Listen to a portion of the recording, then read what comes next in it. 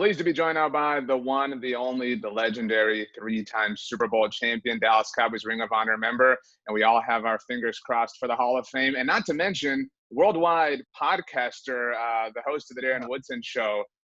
Maybe that kind of gives this whole thing away. Darren Woodson taking some time to join us here at Blog of the Boys. Darren, thanks for joining us. Thanks for having me on, RJ, man. It's an honor, brother. I want to start with the hard-hitting questions. How's your golf game these days? Sucks. Always. Look, man, RJ, I don't put enough time into it.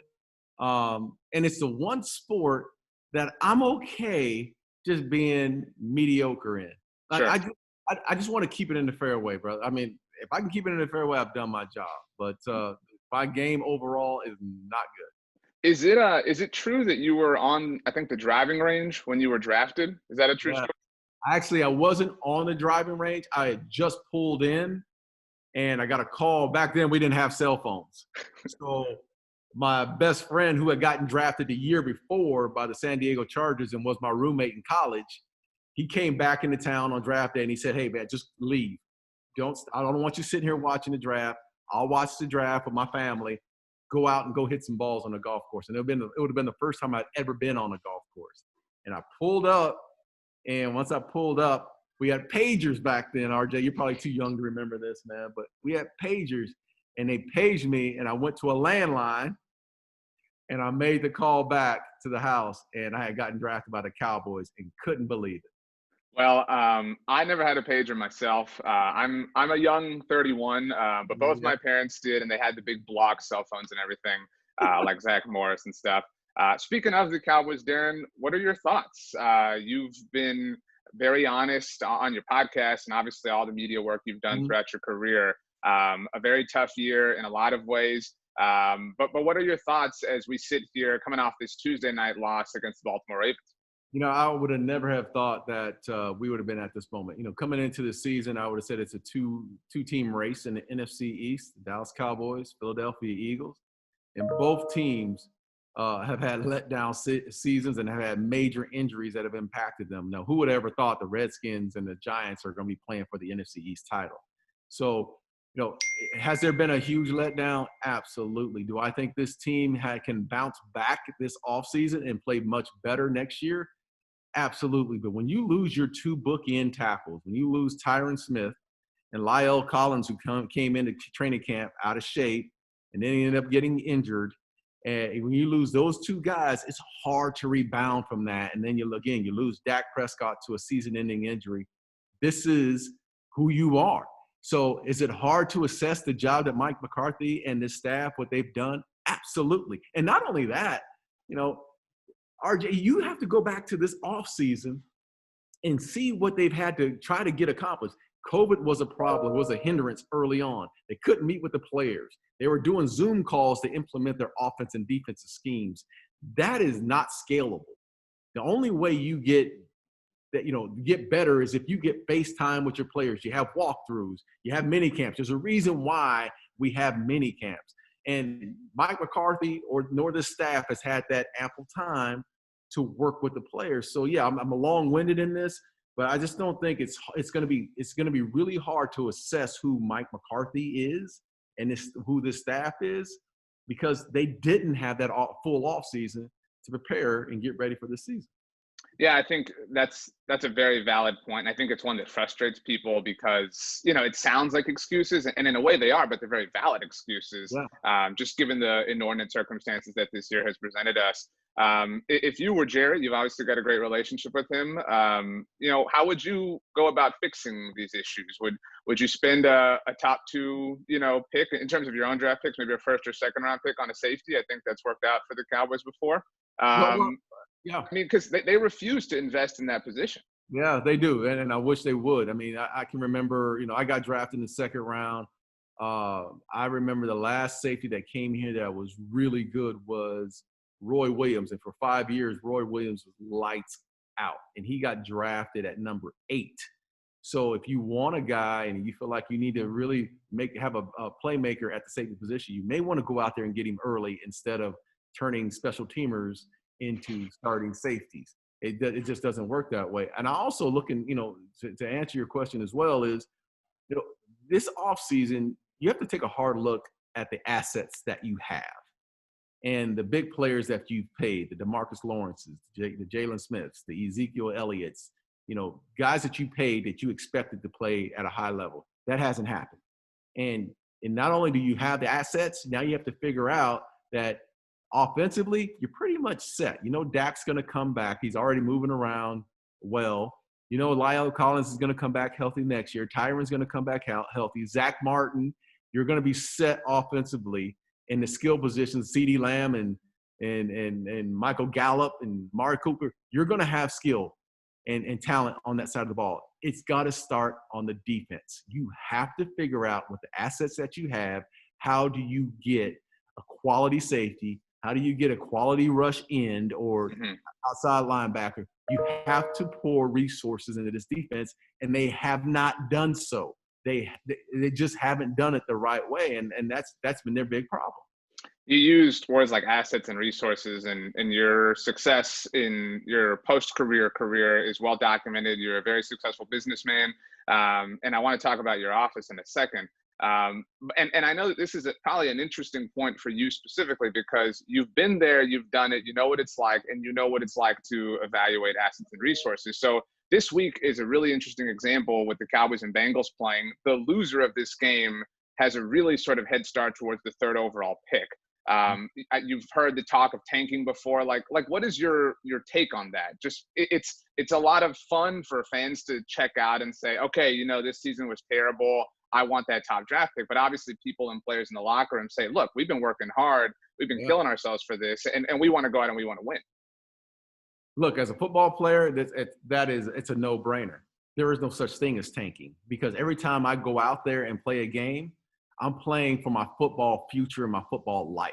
Because there's one thing that's for certain. Every week, and even at practice, there's what we call the eye in the sky.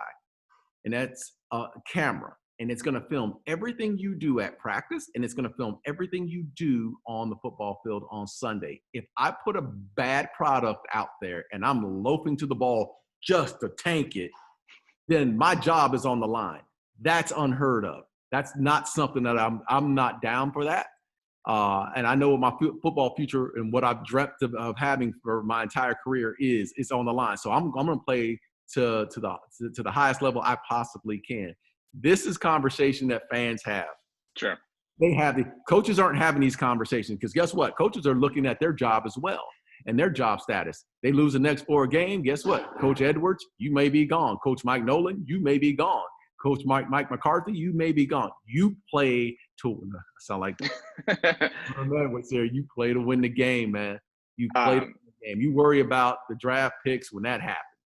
You mentioned the eye in the sky. I call that Darren Woodson. You were on the Pat McAfee show back in the offseason, and you talked about how your office overlooks the practice field at the Star. And you talked then that day about seeing Dak Prescott out at 2:00, throwing to the 4th and 5th string wide receivers. What is that just like for you? Your life has come so full circle in this cool way. It must be so awesome just to get to go to work and get to relive what was your career and have your new career. I mean, that's just got to be a cool life to be Darren Woodson in that respect. You know what? I would say this though, RJ. As much as I love my Cowboys and have loved them for forever since I signed my first contract. I believe that Star, man. It is what it is. But it's hard to watch practice, and I'll just be honest with you. After so many years of being in practice and watching and all, my office overlooks the field as you mentioned. But I'm sitting there watching sometimes, and it's just, guys milling around. Practices are totally different. When I played, it was physical. Practices, got physical on Wednesdays and Thursdays. Now you can't touch guys. And I have so much respect for coaches nowadays because you can't really get a good feel of the product that you have because you can't hit. This is a physical game. Mm-hmm. So you're basically playing flag football during the week of practice, and you're not getting a semblance of what it looks like on game day. So now you're making these assessments based off of flag football instead of actual tackle football. And I'm watching this take place, and it's a hard watch. It really is. But at the same time, I do see guys like Dak Prescott, as you mentioned, out there early on, throwing balls to the special team players and, getting in shape and doing those type of things. I think there's some guys, Zach Martin, another one. They just work. They're professionals. And those guys could have played at any era because of their work ethic.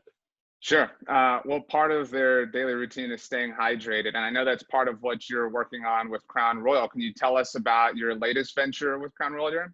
Yeah, well, I partnered with Crown Royal because I've loved Crown Royal. I'm a neat guy. I like drinking my Crown neat. I wanted to partner with them because I believe their water break campaign is an important one.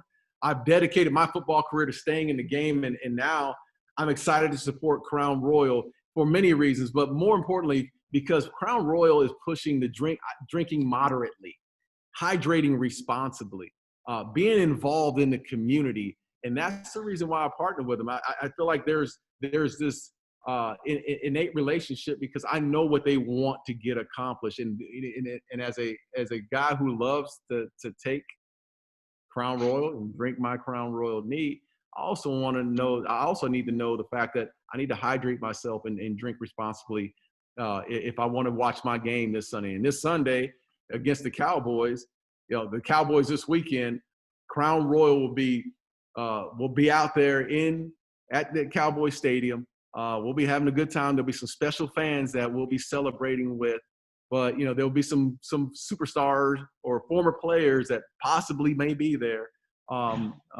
near the stadium that day. But again, we just want to push out to everyone that's listening right now.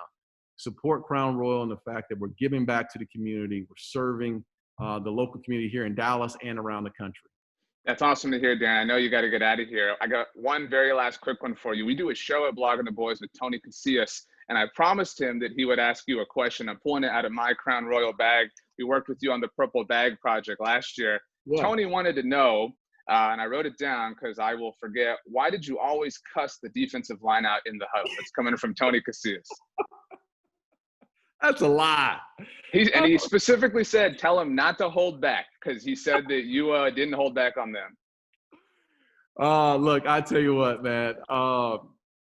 Look, I played with some of the most fierce competitors, alpha dog guys. And, if first of all, Casillas and Charles Haley and Tony Tolbert and guys like Russell Maryland were like my big brothers. And 90% of the time they were cussing me out. So I had to stand up and get back to them. But hey, that's something that argument I would never win, an argument or a physical battle against Casillas and that group, man. They were they were the reason why, RJ, that I've had so much success, man. Because when I always feel like you build your team up front. And if your defensive line are your dogs and they control the locker room and control the line of scrimmage, that means you have some success, man. So they always, Tony for sure was a guy that loved him, and he yelled at me more than I'll just tell you, he yelled at me more than I yelled at him. Well, that's awesome. Darren, thank you for taking the time to join us. We wish you and your family a very Merry Christmas, and we'll be hoping and praying and wishing the ultimate success for you as the Hall of Fame candidacy and evaluation process finishes up the rest of this season. Thanks a lot, Darren, and looking forward to chatting with you next time. Thanks again, RJ.